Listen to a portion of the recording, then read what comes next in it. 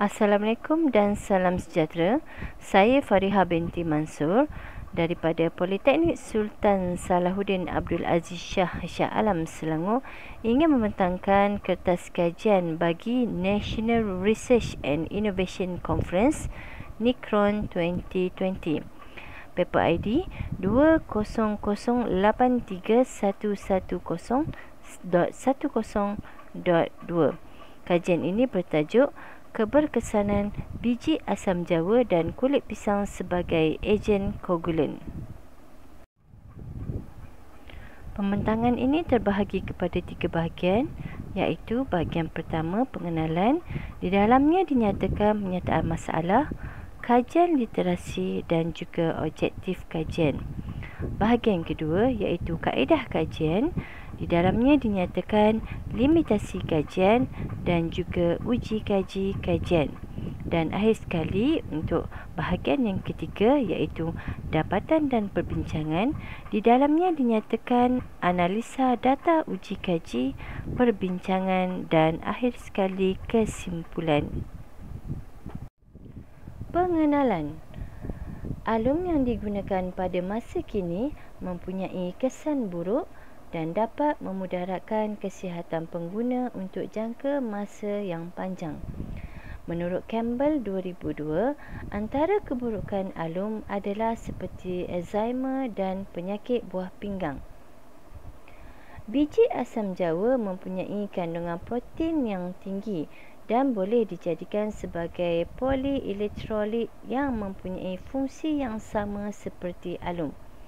Menurut Dobrinin dan Michael 2002, polielectrolit adalah polimer yang membawa charge positif atau negatif bagi kumpulan terionisasi.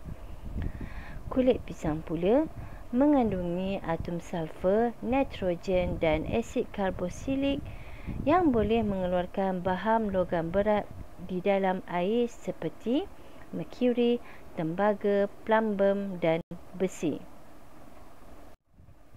Kajian ini mempunyai 3 objektif. Yang pertama, menghasilkan ejen koagulasi semula jadi dengan menggunakan sisa semula jadi, iaitu biji asam jawa dan kulit pisang. Yang kedua, menentukan nilai dos optimum bagi tam nanokoagulan melalui ujian balang. Yang ketiga, membandingkan nilai kekeruhan antara tam nanokoagulan dengan koagulan yang diguna pakai sekarang di dalam proses rawatan air. Kaedah kajian. Sampel air yang digunakan bagi uji kaji ini diambil dari Sungai Langat, Hulu Langat, Selangor. Ujian yang akan dijalankan bagi mendapatkan data adalah ujian balang dan ujian kekeruhan. Bahan yang digunakan untuk penghasilan koagulan adalah kulit pisang dan biji asam jawa. Parameter air yang akan diuji adalah penurunan kekeruhan di dalam air dan pengentalan sisa terampai yang terbaik. Bagi menjalankan ujian balang, dos koagulan yang digunakan adalah 0.5 ml, 10 ml, 15 ml, 20 ml dan 25 ml. Dapatan dan perbincangan. Terdapat 5 siri uji kaji ujian balang yang telah dijalankan terhadap beberapa jenis koagulan. Yang pertama, uji kaji ujian balang yang dijalankan menggunakan koagulan yang dihasilkan daripada biji asam jawa. Graf ini menunjukkan peratus penurunan nilai kekeruhan bagi sampel air setelah menggunakan koagulan yang dihasilkan daripada biji asam jawa. Bika 4 menunjukkan peratus penurunan nilai kekeruhan yang paling tinggi, iaitu sebanyak 80%. Ia berjaya menurunkan nilai kekeruhan dari 190 NTU kepada 38 NTU. Nilai optimum dos bagi ejen koagulan biji asam jawa adalah 15 ml. Ujian balang yang kedua dilakukan menggunakan koagulan dari kulit pisang. Graf menunjukkan data peratus penurunan nilai kekeruhan bagi air sampel yang dijalankan menggunakan koagulan kulit pisang. Bika 5 menunjukkan peratus pengurangan nilai kekeruhan yang paling tinggi iaitu sebanyak 51.5%. Ia menurunkan nilai kekeruhan dari 190 NTU kepada 92 NTU. Nilai dos optimum bagi ejen koagulan kulit pisang ialah 20 ml. Ujian balang yang ketiga dijalankan menggunakan koagulan dari campuran biji asam jawa dan kulit pisang. Graf menunjukkan peratus penurunan nilai kekeruhan bagi air sampel yang dijalankan menggunakan koagulan dari campuran biji asam jawa dan juga kulit pisang. Bika keempat menunjukkan penurunan nilai kekeruhan yang paling tinggi iaitu sebanyak 88.1%. Ia menurunkan nilai kekeruhan dari 190 NTU kepada 23 NTU. Nilai dos optimum bagi ejen koagulan campuran biji asam jawa dan kulit pisang ialah 15 ml. Ujian balang yang keempat dijalankan menggunakan koagulan daripada aluminium sulfat. Graf menunjukkan peratus penurunan nilai kekeruhan bagi air sampel yang menggunakan aluminium sulfat sebagai koagulan. Bika keempat menunjukkan peratus penurunan nilai kekeruhan yang paling tinggi iaitu sebanyak 91.7%. Ia menurunkan nilai kekeruhan sebanyak 190 NTU kepada 16 NTU.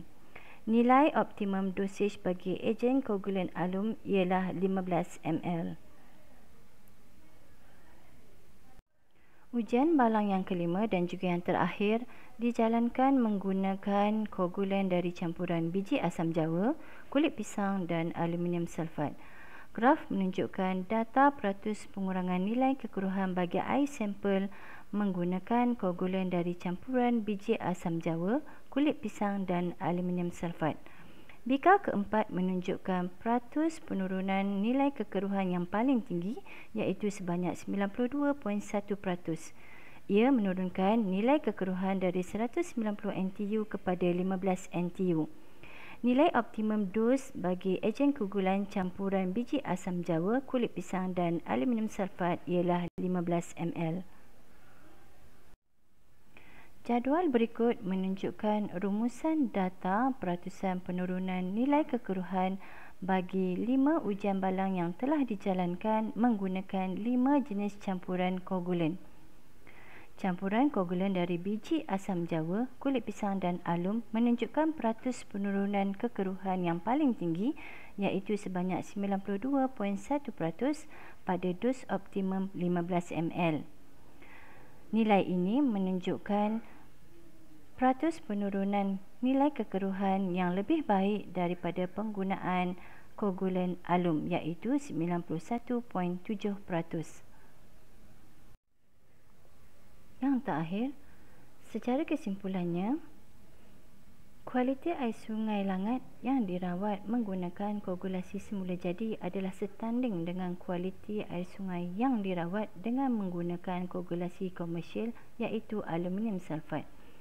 Dapatan kajian ini membuktikan biji asam jawa dan kulit pisang mampu menurunkan nilai kekeruhan pada air sungai. Oleh itu, penggunaan bahan kimia dalam proses rawatan air dapat dikurangkan. Bahan yang digunakan untuk merawat air tidak begitu rumit dan ianya mudah didapati. Kajian ini juga tidak menggunakan kos perbelanjaan yang tinggi kerana bahan yang digunakan adalah bahan yang terbuang. Secara tidak langsung, penggunaan sisa semula jadi ini dapat mengurangkan lambakan sisa pekerja di tapak pelupasan sampah. Sekian, terima kasih.